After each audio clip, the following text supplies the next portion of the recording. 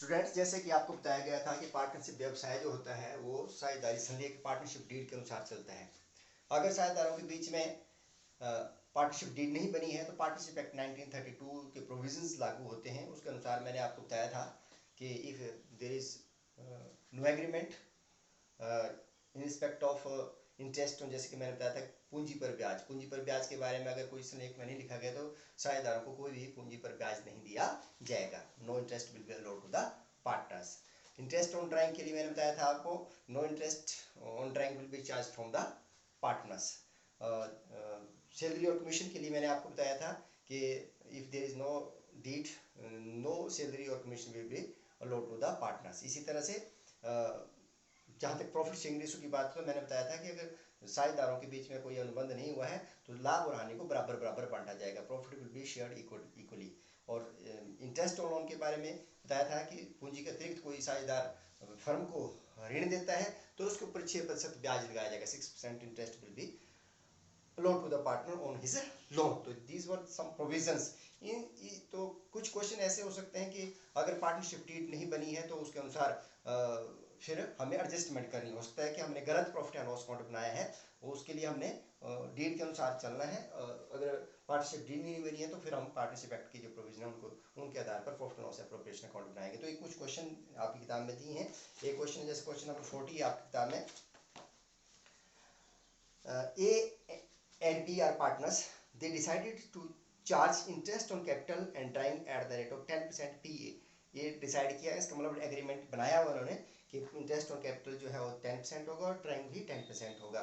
And there is no other provisions in their partnership. और इसके अलावा कोई भी उन्होंने प्रोविजन नहीं किया है, सिर्फ interest on capital interest on drawing के बारे में बताया है। A presented the following profit and loss account. A के द्वारा जो पार्टनर था उसने ये लाभ हानि नियोजन खाता बनाया उसके द्वारा।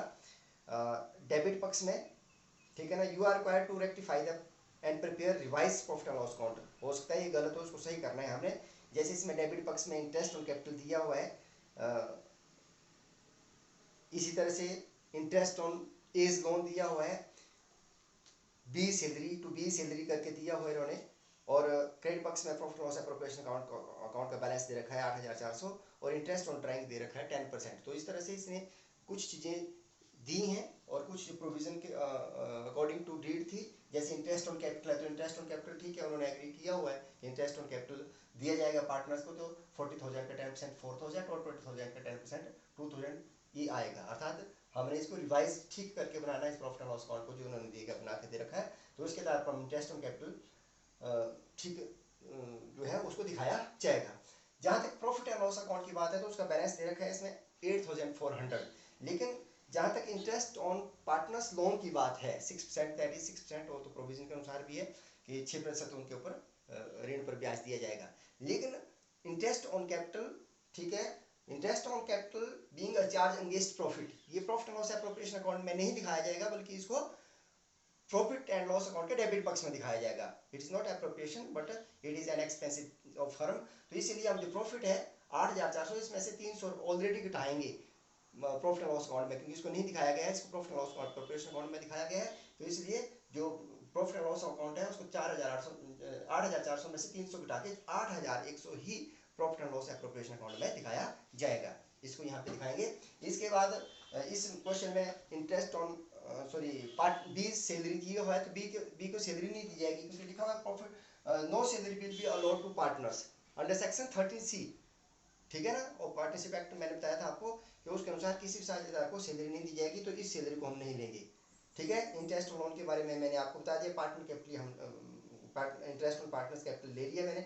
इसी तरह से इंटरेस्ट ऑन ड्राइंग, अब इंटरेस्ट ऑन ड्राइंग जो है वो आपको कैलकुलेट करके दे रखा है। अदरवाइज जब समय नहीं दिया तो मैंने बताया कि 6 महीने का ब्याज लगाया जाता है। तो जो इंटरेस्ट ऑन ड्राइंग है उसके ऊपर हमने जैसे 400 रुपये दिए तो 6/12 करेंगे और 100 का 6/12 करेंगे। तो इस तरह से 200 रुपये और 50 रुपये 250 रुपीज़ को इसको profit and loss appropriation account में दिखाया जाएगा। तो इस तरह से हमने correct profit and loss appropriation account बनाना है।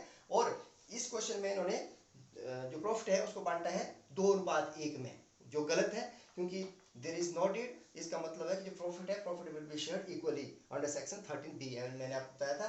तो 8,100 प्लस 250 करके 8,350 टोटल आता है, इसमें से 6,000 लेस करेंगे डेबिट का, तो एज का बैलेंस बचता है 2,350, और 2,350 को हम इक्वल रेशो में बांटेंगे, अर्थात 1:1, 1/2 करके। तो इसका जो प्रॉफिट जाएगा, ए को जाएगा 1175 रुपये और बी को भी 1175 रुपये। तो इस तरह से हमने correct profit and loss appropriation account बनाना है। तो ये रीजन थे, मैंने बताया था कि अगर डीड नहीं बनी है तो लाभ हानि को बराबर बराबर बांटा जाएगा, पार्टनर को कोई सैलरी नहीं दी जाएगी, और interest along being a charge against profit will be transfer to the profit and loss account and it is not a appropriation of profit. तो इस तरह से आपने in the absence of deed के क्वेश्चन होंगे तो आपने डीड के अनुसार चलना है, अन्यथा जो पार्टनरशिप एक्ट 1932 के प्रोविजन है उनके आधार पर आपने क्वेश्चन को सॉल्व करना है।